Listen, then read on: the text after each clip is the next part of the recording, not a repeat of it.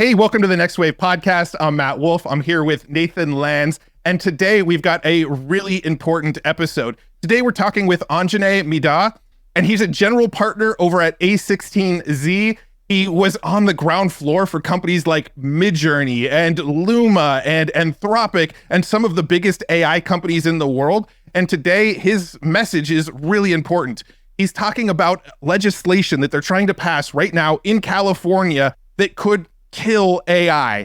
And this bill is called SB 1047, and it will really hinder AI progress if it gets passed. And in this conversation, we're going to talk to him about what this bill is, why you should care about this bill, some better options for AI regulation, and what we can all do about it to make sure that the right regulations get passed and the wrong regulations do not. So this is a fascinating conversation with a lot to learn. So let's jump right in with Anjney Midha. Well, welcome to the show, Anjney. Thanks so much for joining us. We're really excited to talk to you about AI and AI regulation and AI investments. So thanks for joining us today. And how you doing? I'm doing great. Thanks for having me. Why don't we start by getting a little bit of background? Can you break down what is SB 1047, like in layman's term? What do we need to know about it? Yeah, so look, basically SB 1047 is a proposed law. It's a California state bill that's making its way through the California legislature right now.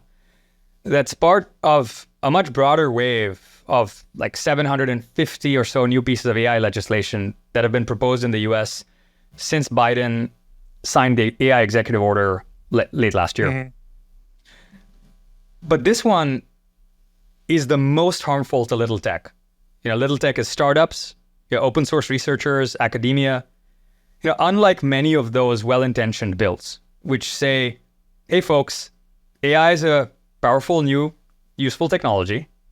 And like many useful technologies like electricity or the internet, which has good and bad uses, we should be thoughtful about how this technology is used. We should punish bad actors for doing bad things with that neutral technology. Unlike that rational approach, this bill is drafted to attack underlying model researchers, scientists, and developers. And among other things, it's trying to place civil and criminal liabilities on developers of AI models, as opposed to focusing on the malicious users of those models. Right. So, as proposed by this bill, overseeing these new laws would be a frontier model division, which is kind of like a new DMV they want to form, a new regulatory agency that would have the power to propose requirements on startups, on researchers, on academia that would dictate if a researcher or an engineer could ultimately be thrown in jail or not. Now, it's so crazy that when this bill was proposed, amongst tons and tons of other bills, most people read it and said, okay, this is crazy bills like this get proposed all the time. This is never going to get anywhere. But the California Senate passed SB 1047 in May, 32-1. Oh wow. Mm. And so this bill is now slated for a California Assembly vote in August, less than 60 days away. If passed, we are one signature from Gavin Newsom away from cementing this into California law. And so this is a incredibly dangerous piece of well-intentioned but incredibly misguided regulation that is trying to make AI safer by focusing on the underlying model instead of the malicious misuses, which is really where we should be focusing. If that's passed, I don't see how you build an AI startup in California.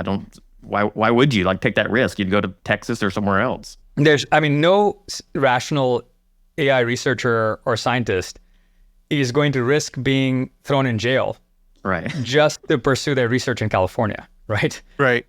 I think that if I had to be really sympathetic, I think he's probably trying to elevate the attention that AI gets, but it's just proposed such misinformed drafting that's completely devoid from the way these models are actually researched, trained, and developed in the real world.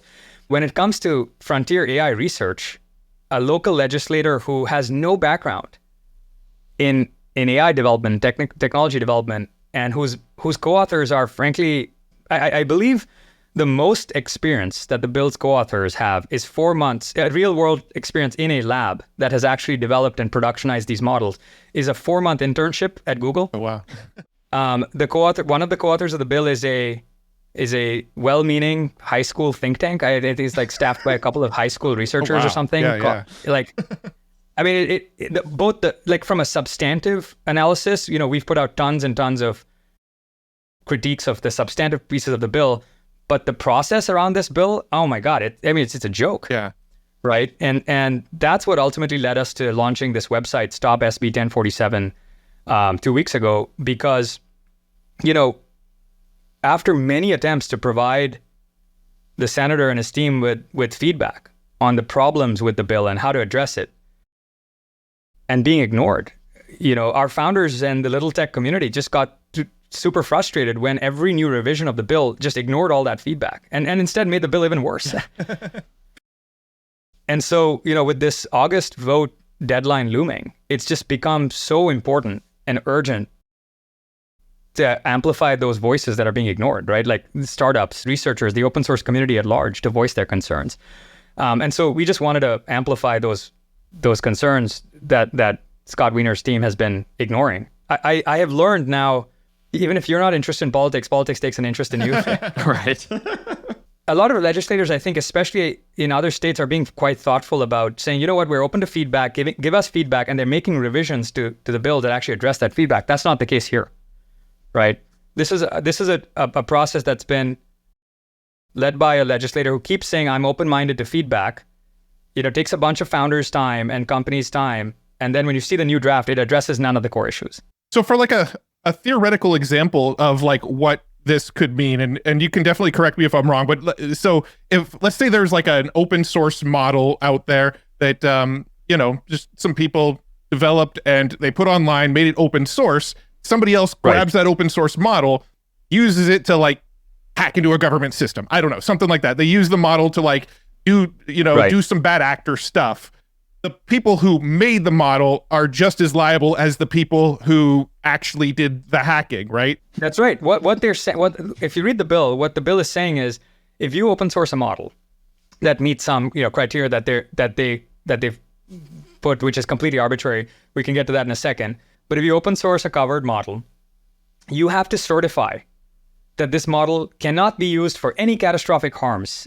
And if somebody downstream picks up your model and does something bad with it, fine-tunes it, changes it, modifies it in ways that you didn't control, and does something bad, you are liable as the open source developer for the harm they did. And they're placing this perjury penalty on that developer. And you might go, okay, Anj, well, perjury is kind of, that's pretty severe. If you perjure if you're guilty of perjury, you get thrown in jail.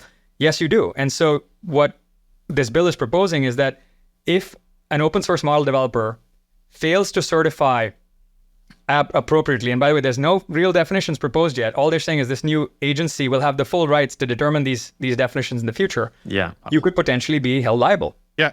And I think that's just crazy. Yeah, definitely. I mean, so is this only open source, or does this apply to the closed source models as well? They're proposing civil and criminal liabilities on all model developers. Okay. Open source, closed source. So how is this like disproportionately affecting the smaller businesses building open source than it is the larger the OpenAIs, Microsofts, Googles of the world?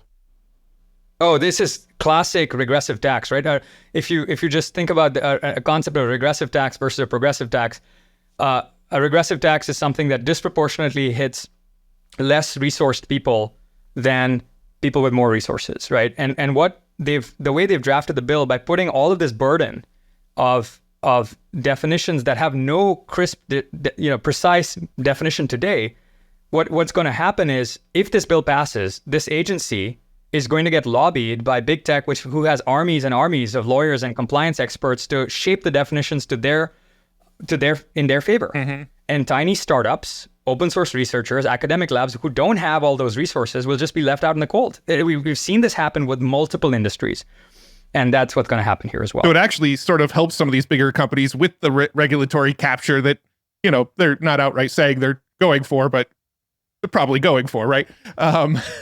100%. Let's take one example from the bill, which the bill sponsor, Scott Wiener, keeps saying, oh, look, my definition of what a covered model is only applies to big tech companies because it only gets triggered by $100 million training threshold. Okay, well, hold on a second.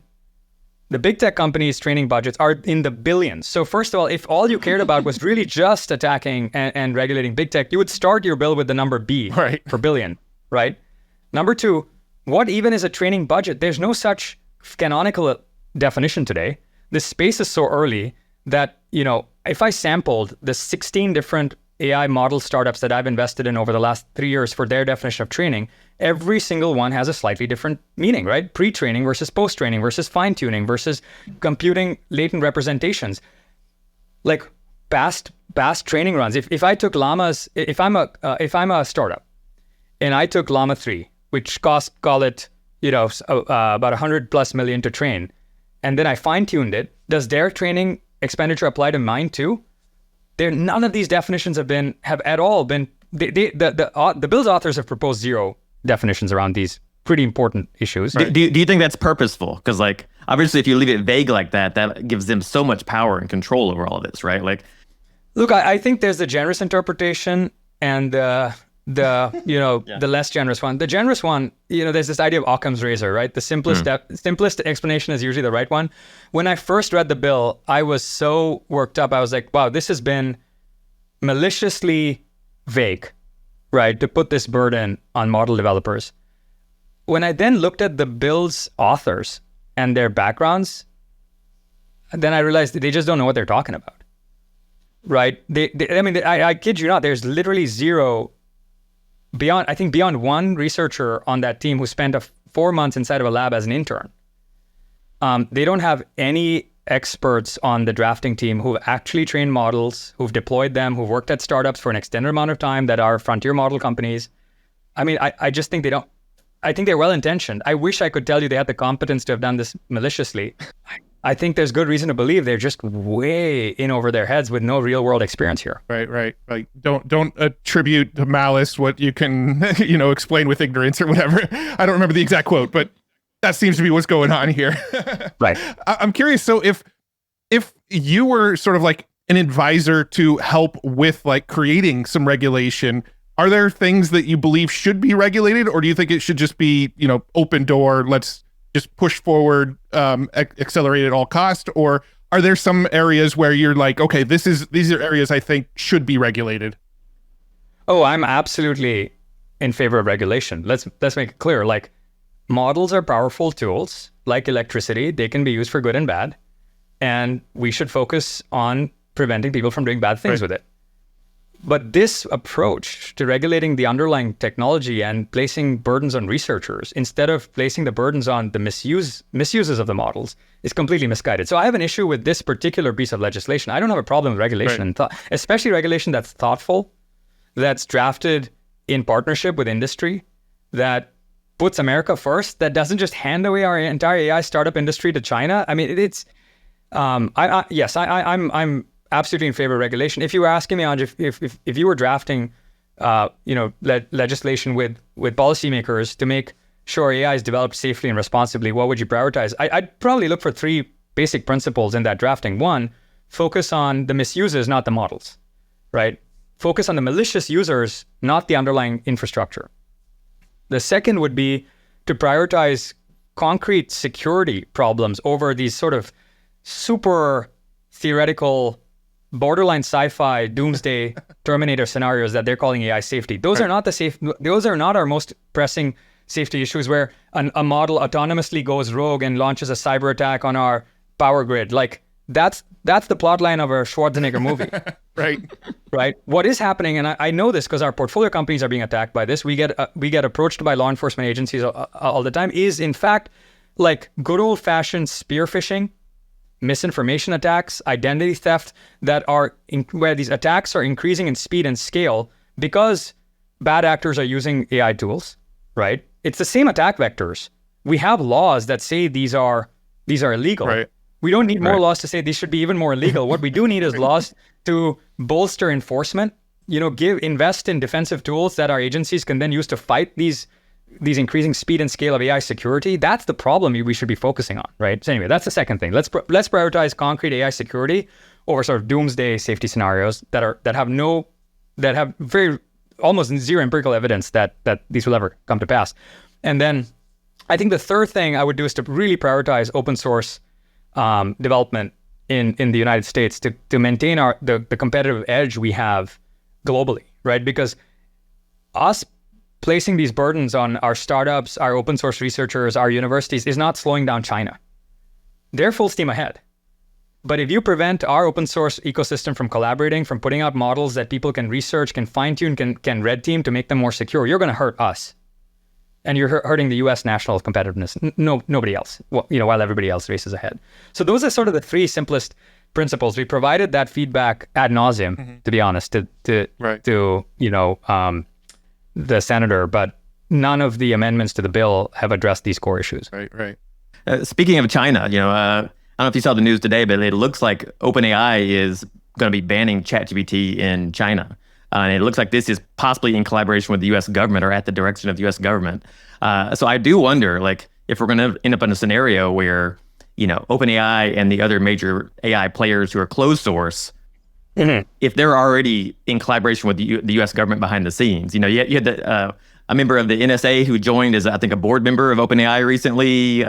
Mira Moradi, the CTO, she openly said, in an interview that, they collaborate with the U.S. government in terms of showing them the new models before they come out. I do wonder if that's going to lead to a world where, the closed source models, they're collaborating with the U.S. government because the U.S. government sees this as a national security. It's an asset to the U.S., but also it's a security threat. It's a risk as well. And if they will actually end up pushing that there should be no open source because of that. I'm almost kind of like what Founders Fund is saying, right? Where it's and that's one area where I'm a little bit conflicted because I saw some of the people at Founders Fund saying that open source AI can be dangerous, right? And that's actually going to help China. So I'd love to hear your thoughts on that. How, because I know A16Z is more on the side of open source, and it seems like Founders Fund is slightly against open source for AI.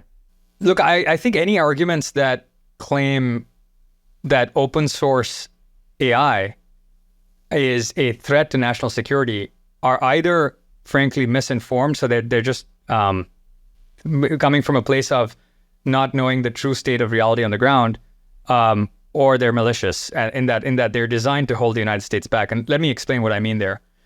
Number one is a very, I think, sort of informed understanding of the state of information security at the best labs, right?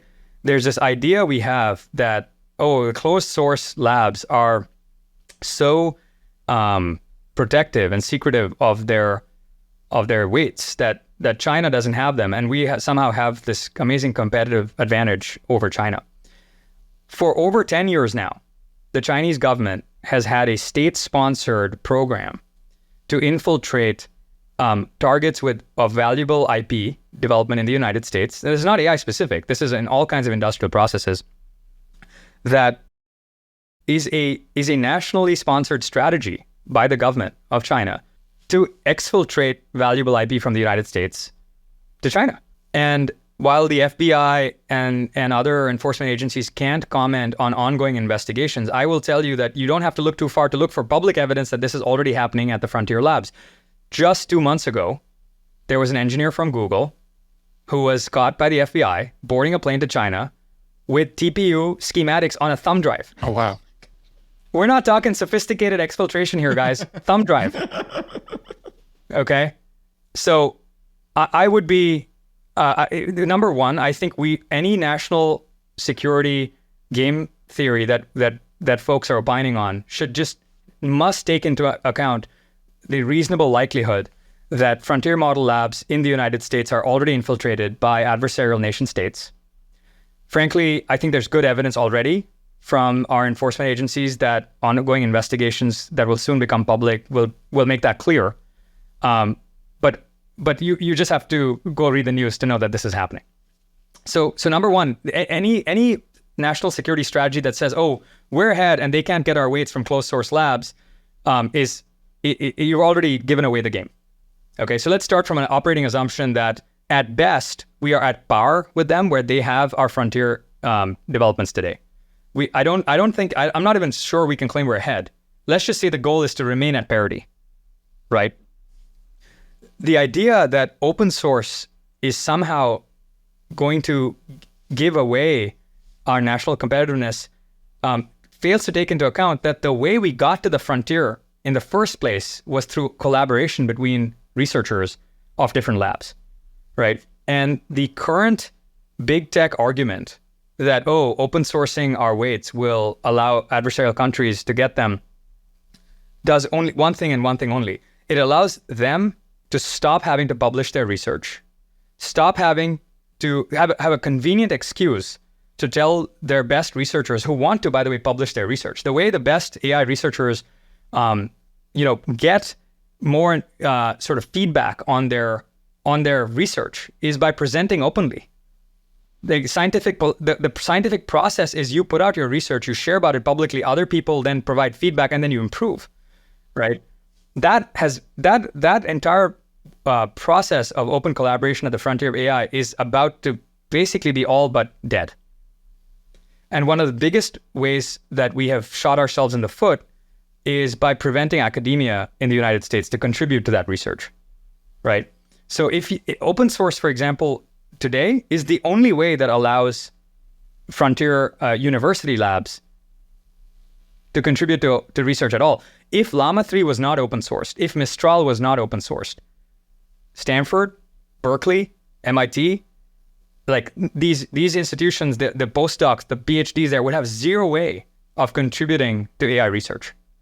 And so I think if you believe that the public university system and open collaboration between labs is critical to keeping our national competitiveness ahead, then turning off open source is a great way to keep us behind, right? Especially at a time when our labs are already infiltrated. So if the enemy already has our best, and then we're slowing down our best, the most likely steady state is that we lose our national competitiveness and we fall behind, right? So I think that either people don't know just how people advocating for these, who are arguing that open source is bad for national security, frankly, a lot of them just don't know what they're talking about, because I don't think they're investors in enough frontier labs, at this point. And frankly, I think there's a bunch of people who are culturally misguided because they think that these doomsday scenarios are more realistic than they really are. So I have one sort of last question about the SB 1047. It's a little bit of like a devil's advocate question. So if this is like a California bill, wouldn't people just argue, well, just go do your research outside of California? Like, I don't know. I'm curious your thoughts on that. Yeah, it's a good question. So unfortunately, the drafting of the bill was amended to be even more clear that the bill stretches across state lines. Up until last week, there was some debate like, Anj, like it doesn't say that this applies outside of California. The bill's authors went out of their way to make it clear that the statute would reach across state borders. Oh my God. So really, I believe the bill's authors has been actually promoting that as a feature of the bill, not a bug.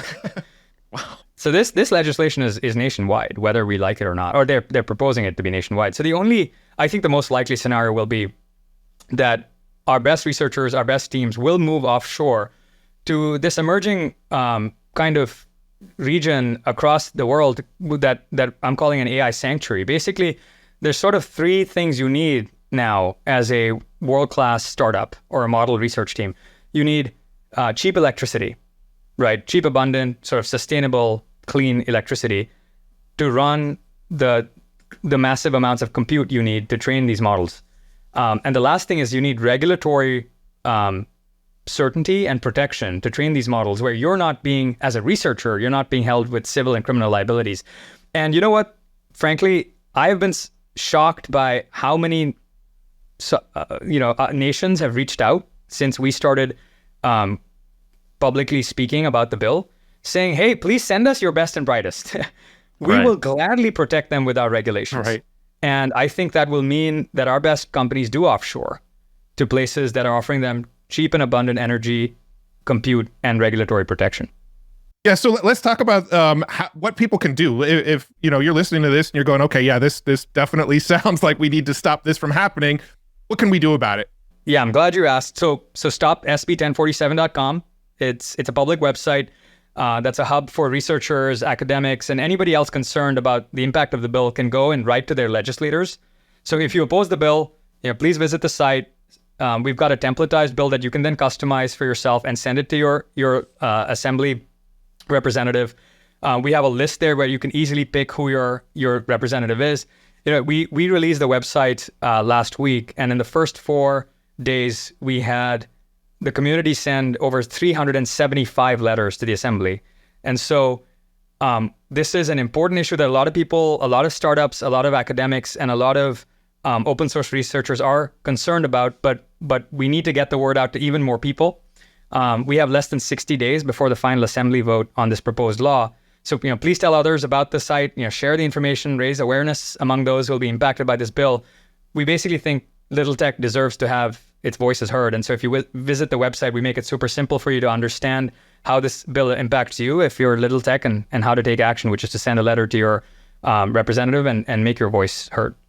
The message about helping small startups, like I personally feel that, but I think a lot of people are probably going to resonate more with the fact that this is very important for the future of America. It's kind of appropriate that this is like right after July 4th, Independence Day. Right. We're celebrating America, and I personally, that's the thing that inspires me, is like, this is very important. Like if we just like hand AI dominance to China, like the reason America's been so successful is that we were the leaders in culture for a long time with like entertainment. We were leaders in technology, internet. Right.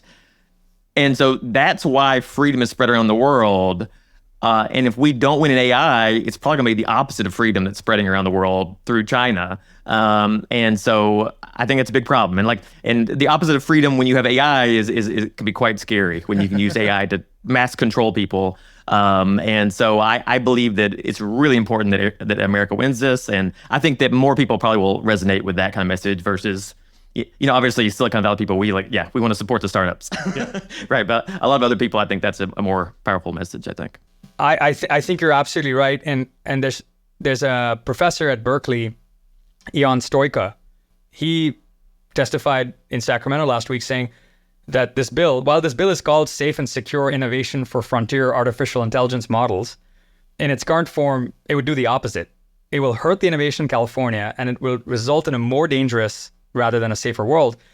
And he goes on to explain that first, if SB 1047 passes, when it comes to open source models, he predicts that within 1 year, we will all use open source models developed overseas, likely in China. Why? Because this law will discourage building open source models in California and likely the United States. And Chinese open source models are already very competitive. And 3 of the top 6 open source models are already Chinese, according to the Berkeley LMSys Chatbot Arena evaluation. The second is that if SB 1047 passes, then California will lose its competitive edge when it comes to AI. Because as a researcher in a fast-moving field, you don't want to be constrained by such limitations, so you just go elsewhere when you can do your best research. So more and more PhD students of Chinese origins will just go back to China, while others might consider going to places like, other adversarial countries. So where they can enjoy huge funding for their research, and that this is already happening according to him. And he's a leading academic at one of the preeminent American university labs. And so when he's saying it, we really have to, I think, sit up and pay attention. And then the last thing he did talk about is how SB 1047 incentivizes companies that sell to enterprises to move out of California, since most of their customers and enterprises already have headquarters out of California. And so for the California market, they could just they will have to basically provide inferior models to conform with SB 1047, which will mean that the state will turn from a leader to a laggard. And that's not a future any of us want. And so you're right, Nathan, that this is not just a California issue. This is an America issue. And I don't think enough people across the US realize just how dangerous this piece of legislation is for all of America. And I think more people should be talking about it the way you are. I think on that note, that's probably how we'll wrap up the episode. But everybody can head over to stopsb1047.com to get more details about the bill, as well as more details about how to help prevent this bill from actually getting passed. And Anjney, thank you so much for hanging out with us today. This has been a fascinating discussion, and I think it's really going to open a lot of people's eyes. I don't think a lot of people even realize that this is kind of happening behind the scenes. It doesn't seem like it's getting a lot of publicity right now. So I think it's important that we have these discussions and let people know that this is happening. This is what the California government's shooting for. So If you like what we're getting out of AI right now and you like the progress we've seen, we need to do something about this. So I appreciate you sharing all your thoughts and all the details about this, because I do think it's going to be eye-opening to a lot of people. Oh, thank you guys. I'm a huge fan of the pod, and helping us spread the word and get the message about the cause out is deeply appreciated. So thank you. Absolutely. Amazing. Thanks again. All right. Thanks, guys.